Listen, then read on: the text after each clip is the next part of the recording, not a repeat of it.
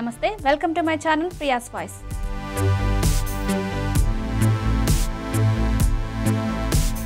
చలికాలంలో సాధారణంగా తలెత్తే సమస్యల్లో గొంతు నొప్పి ఒకటి. చిన్న సమస్యే కదా అని నిర్లక్ష్యం చేస్తే అది పెద్ద సమస్యగా మారవచ్చు.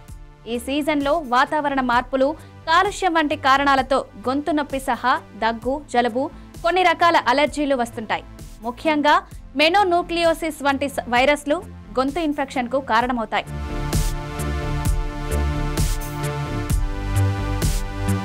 గొంతు నొప్పి రావడానికి ప్రధాన కారణాల్లో బ్యాక్టీరియల్ ఇన్ఫెక్షన్ ఒక కారణం. దీని కారణంగా గొంతు ఎర్రబడడం, నొప్పి వంటి లక్షణాలు కనిపిస్తుంటాయి.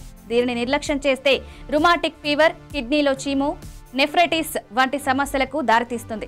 గొంతు నొప్పి ఉన్నవారు నారింజ, నిమ్మ వంటి పుల్లటి పదార్థాలు తీసుకోకూడదు. ఇవి గొంతులో మరింత అసౌకర్యాన్ని కలిగించే ప్రమాదం ఉంది.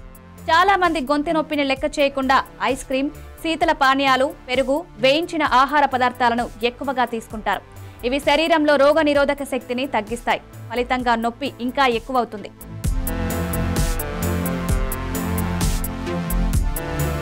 మరిన్ని వీడియోస్ కోసం సబ్స్క్రైబ్ చేసుకుని కిందున్న బెల్ ఐకాన్ని నొక్కండి. థాంక్యూ.